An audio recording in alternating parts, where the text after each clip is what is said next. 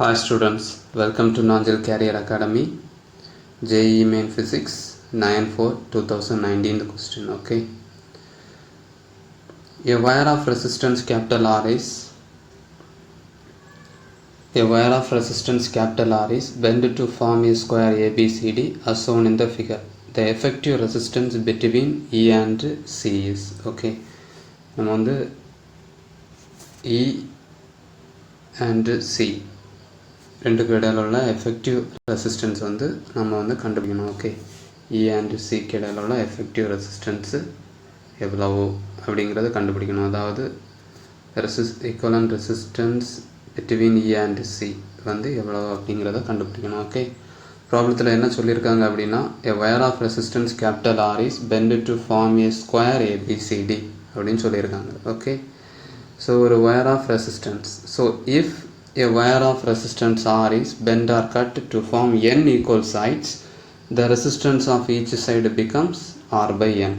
Okay, so if a wire of resistance R is bent to form n equal sides, then the resistance of each side becomes n by R. Okay, for a square we have 4 sides. Square க்கு வந்து 4 side உண்டு. Okay, so அப்போ 4 சைடோட resistance எந்த மாதிரி ஆகும் அப்படின்னா, இப்போ AB சைடோட resistance R by 4 ஆகும், பிசிக்கு வந்து R by 4 ஆகும், சிடிக்கு வந்து R by 4 ஆகும், ஏடிக்கு வந்து R by 4 ஆகும். ஓகே, பட் இங்கே ப்ராப்ளத்தில் என்ன சொல்லியிருக்காங்க அப்படின்னா, இந்த ஈன்னு ஒரு பாயிண்ட்டை வந்து மென்ஷன் பண்ணியிருக்காங்க. ஓகே, அடிஷ்னலாக ஈன்னு ஒரு பாயிண்ட்டு. ஸோ அந்த ஈன்னு சொல்லக்கூடியது என்ன அப்படின்னா, mid point of DC. Okay, so அப்போது அந்த டிஇ ரெசிஸ்டன்ஸ் என்ன வரும் அப்படின்னா, டிஇ ஈக்குவல் டு ஏற்கனவே இருந்த ரெசிஸ்டன்ஸ் R by 4, அதுலேயும் ஒரு ஹாஃப் ஆகும். ஓகே, ஸோ அது ஏன்னா அப்படின்னா டிசி வந்து 2 ஈக்குவல்ஸ் பீஸாக வந்து கட் பண்ணுறோம் அப்படின்னா இன்னும் அதனுடைய ரெசிஸ்டன்ஸ் வந்து ஒரு ஹாஃப் ஆயிரும். ஓகே, R by n வந்து ஃபார்முலா. அப்போ 2 பீசஸ் அப்படின்னு சொன்னால், இல்லை 2 சைட்ஸ் அப்படின்னு சொன்னால் by 2. ஓகே, ஸோ இது 1, sorry, so R by 4 divided by 2 is equal to R by 8. okay, so அப்போ டோட்டலாக இங்கேருந்து இங்கே வரைக்கும் R by 4 இருந்துச்சு. அது 2 ஈக்குவல் ஹால்ஸாக மாறும்போது இங்கே வந்து R by 8 ஆகும். எப்படி அப்படின்னா R by 4 divided by 2 is equal to R by 8. So இந்த 4 into 2 ரெண்டும் மல்டிப்ளை ஆகும். அப்போ R by 8. அதே மாதிரி இங்கேயும் வந்து R by 8 அப்படின்னு ஆகும். ஓகே, ஸோ நமக்கு இப்போ தேவை equivalent resistance between E and C. ஈக்கும் சிக்கும் இடையில உள்ள ரெசிஸ்டன்ஸ் தான் நம்ம இப்போ கண்டுபிடிக்கணும். ஓகே, ஸோ அப்போது அந்த ரெசிஸ்டன்ஸை மட்டும் அசிட்டிஸ் அப்படியே வச்சுருக்கணும். அந்த ரெசிஸ்டன்ஸை மட்டும் அப்படியே வச்சுட்டு இ அண்ட் சி இந்த டயக்ராமில் பார்த்தீங்க அப்படின்னா இ அண்ட் சியோட ரெசிஸ்டன்ஸை அப்படியே வச்சுட்டு பேலன்ஸ் உள்ள ரெசிஸ்டன்ஸை தனியாக கனெக்ட் பண்ணியிருக்கோம். ஓகே, பேலன்ஸ் ரெசிஸ்டன்ஸ் மீதி உள்ளதெல்லாம் வந்து அப்படியே சீரியஸாக இருக்குது. ஓகே, அந்த ஒரு ரெசிஸ்டன்ஸை மட்டும் தனியாக இப்படி வச்சுட்டு மீதி உள்ள ரெசிஸ்டன்ஸ் எல்லாமே சீரியஸ் கனெக்ஷனில் இருக்குது. ஓகே, அதை மட்டும், ஸோ அப்போது இதை மட்டும் செப்பரேட்டாக வச்சுட்டு இந்த ஈசி பார்ட்டை மட்டும் செப்பரேட்டாக வச்சுட்டு மீதி உள்ளதெல்லாம் நம்ம கனெக்ட் பண்ணி பார்த்தா மீதி உள்ள ரெசிஸ்டன்ஸ் எல்லாமே சீரியஸ் கனெக்ஷனில் இருக்குது. ஓகே, ஸோ இப்போ ஈக்குவலன்ட் சர்க்யூட் என்ன ஆகும் அப்படின்னா, இந்த ரெசிஸ்டன்ஸ் வந்து R by 8, R by 4, அப்போ 1 2 3 4 ஒரு 4 ரெசிஸ்டன்ஸு சீரீஸ் ஆட் ஆகுது. அதில் வந்து 4 ரெசிஸ்டன்ஸில் ஃபஸ்ட்டு ரெசிஸ்டன்ஸ் டிஇ ரெசிஸ்டன்ஸ் வந்து R by 8, டிஏக்கு உள்ளது வந்து R by 4, ஏபிக்கு உள்ளது R by 4, பிசிக்கு உள்ளது R by 4. Okay,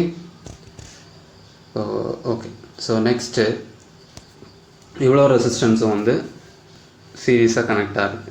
okay,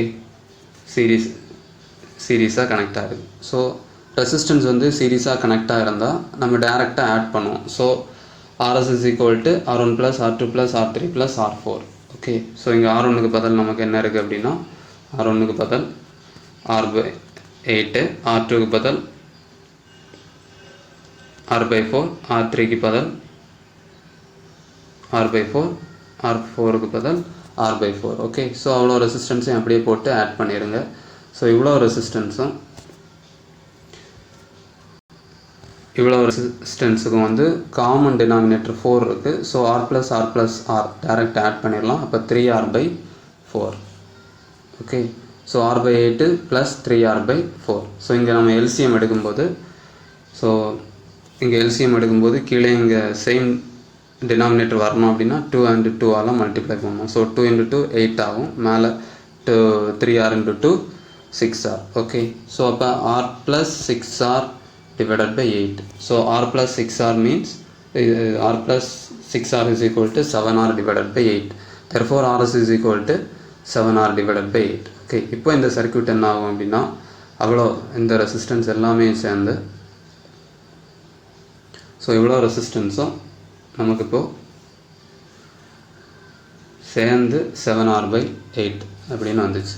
okay, அவ்வளோ ரெசிஸ்டன்ஸும் சேர்ந்து 7r/8 அப்படின்னு வந்துச்சு. ஓகே, ஸோ இப்போது இந்த 7r/8 ரெசிஸ்டன்ஸ் தனியாக இருக்குது. 7r/ ரெசிஸ்டன்ஸ் அண்ட் ஏற்கனவே இருந்த ரெசிஸ்டன்ஸ் ஈக்கும் சிக்கும் இடையில இருந்த ரெசிஸ்டன்ஸ் வந்து r/8. ஓகே, அது தனியாக இருக்குது. ஓகே, r/8 மீதி உள்ள ரெசிஸ்டன்ஸ் எல்லாம் நம்ம இப்போ சால்வ் பண்ணி 7r/8 வந்துச்சு. இ அண்ட் சிக்கு இடையில உள்ள ரெசிஸ்டன்ஸு r/8. ஓகே, இப்போது இந்த ரெண்டு ரெசிஸ்டன்ஸும் பேரலாக இருக்குது.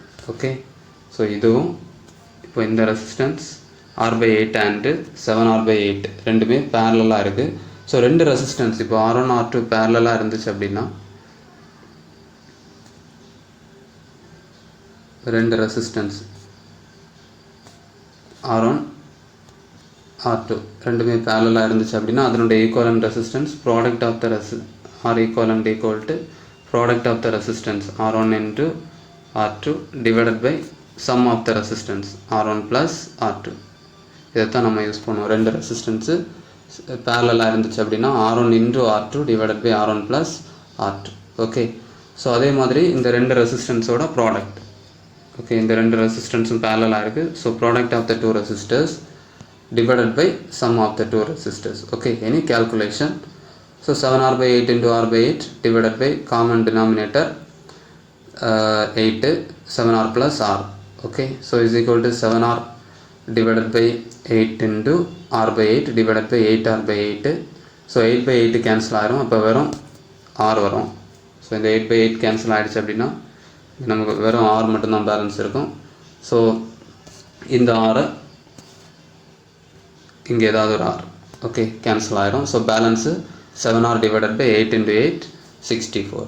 Okay, so r resistance between EC is equal to 7r/64. Okay, so option 7r/64. Okay, so answer third option. Okay, 7r/64.